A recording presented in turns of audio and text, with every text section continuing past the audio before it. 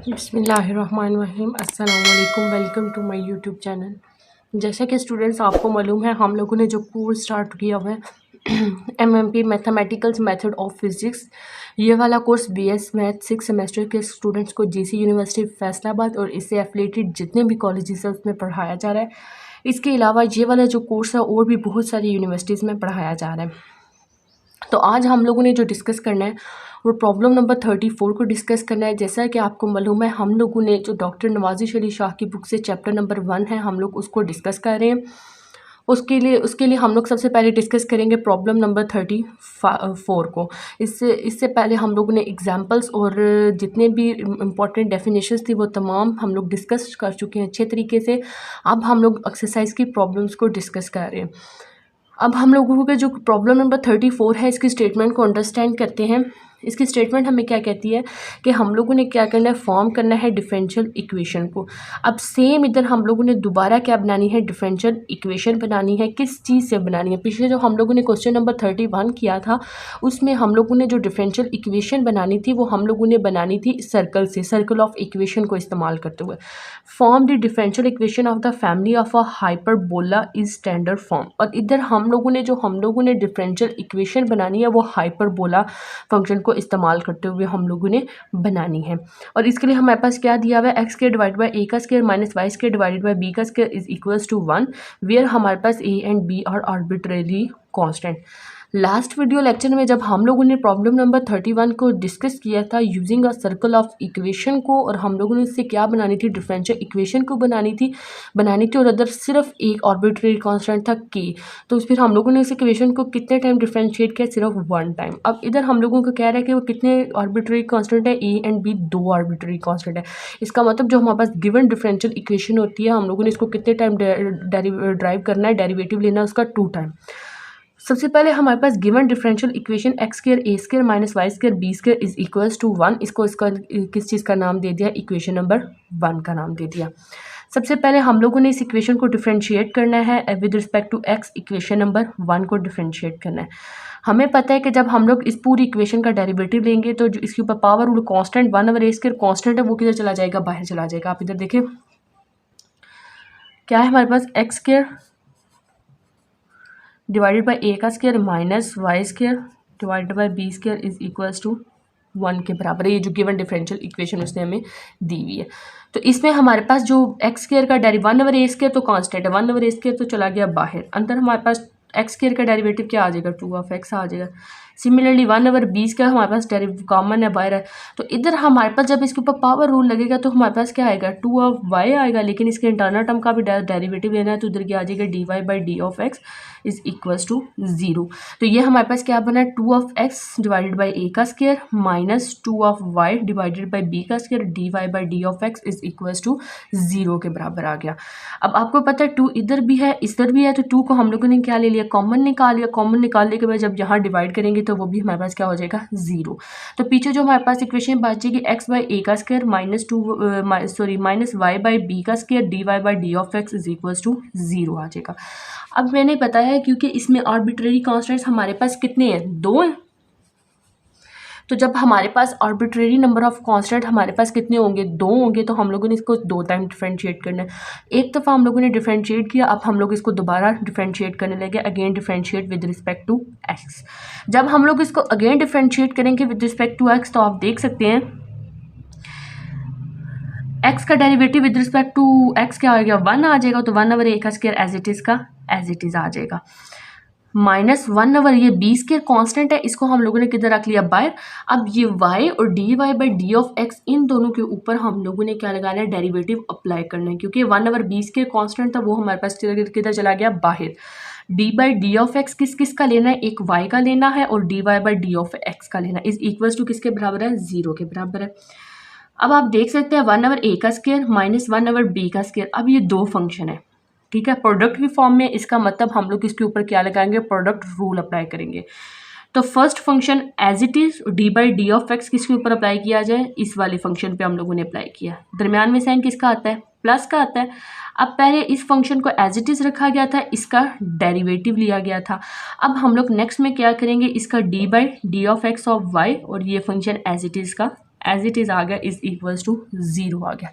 एक दफ़ा आप दोबारा इसको चेक करें कि 1/a का स्क्वायर माइनस 1/b का स्क्वायर, क्योंकि with respect to x derivative लेना था तो हमारे पास क्या आ जाना था, 1 आ जाना था, तो 1/a का स्क्वायर माइनस 1/b का स्क्वायर।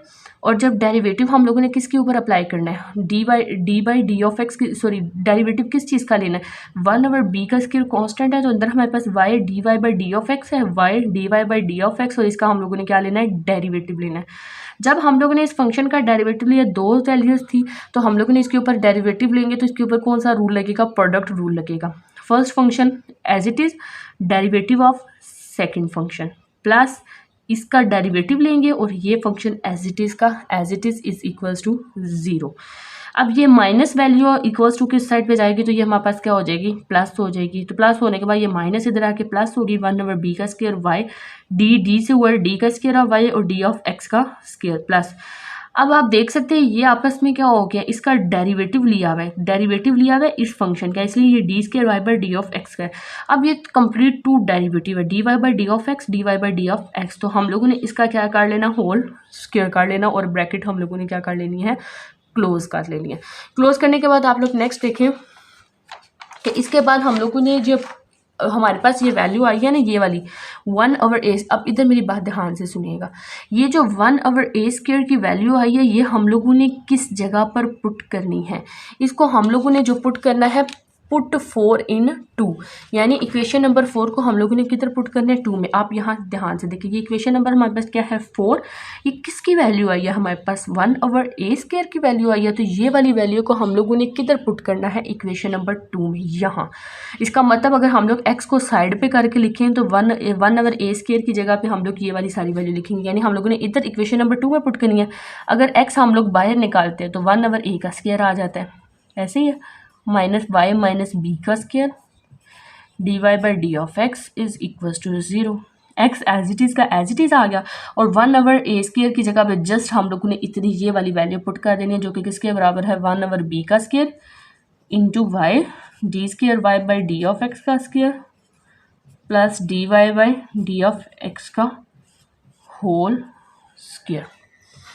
तो हम लोगों ने इस वैल्यू को हम लोगों ने सिमिलरली उसी तरह पुट किया जैसे मैंने आपको पीछे बताया।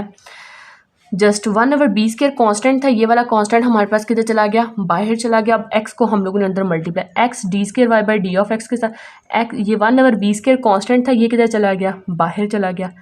x y से मल्टीप्लाई हुआ, x y d square y by d of x का स्क्वायर प्लस x इससे मल्टीप्लाई हुआ, x d y by d of x का होल स्क्वायर माइनस y और हमारे पास क्या आ गया, d y by d of x. अब इधर हमारे पास ये वाला b था, इस इक्वेशन में भी b था, इसमें भी b था, तो हम लोगों ने b को क्या कर लिया, कॉमन निकाल लिया। डेट्स वाई इधर हमारे पास सिर्फ -1 d y by d of x is equals to 0 रह गया।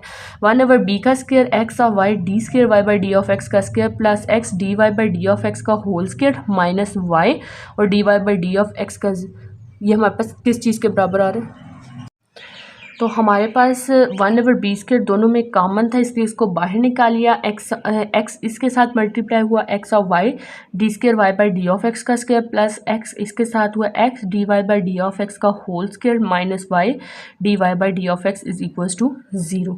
अब 1/b square as it is बाहर रहा, x of y d square y by d of x का square plus x d y by d of x का whole square minus y d y by d of x is equals to 0।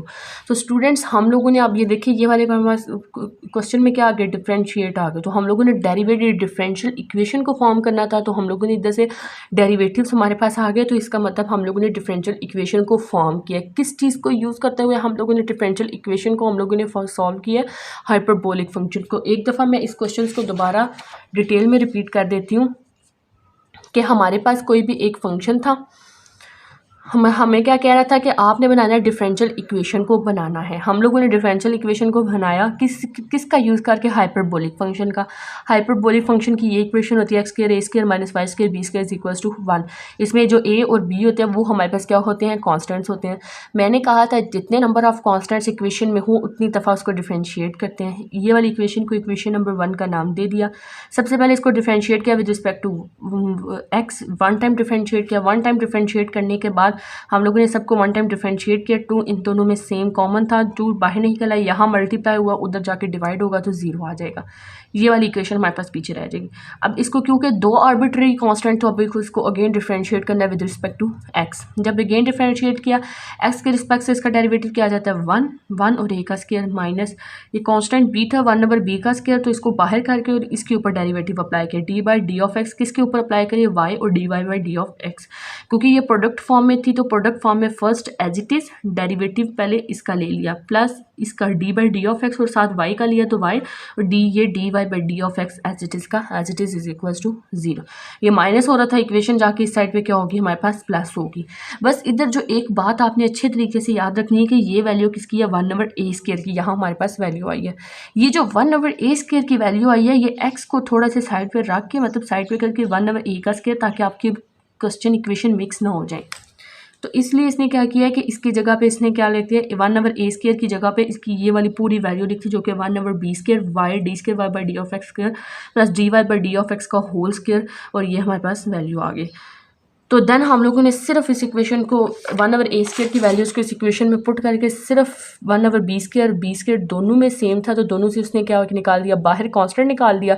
तो अंदर हमारे पास ये इस x को इसके साथ भी मल्टीप्लाई किया और इस एक्स को इसके साथ भी मल्टीप्लाई किया, और इसके साथ नहीं करना क्योंकि ये एक अलग बाहर फंक्शन है, ये एज इट इज़ आ गया। बस इसको सीक्वेंस के साथ लिखा तो हम लोगों ने इस क्वेश्चन को प्रूव करवा दिया। होप सो आप लोगों को इस वीडियो लेक्चर की अच्छे से समझ आ गई होगी। कहीं भी कोई भी कन्फ्यूजन हो तो कमेंट सेक्शन में ज़रूर बताइएगा। Thank you so much.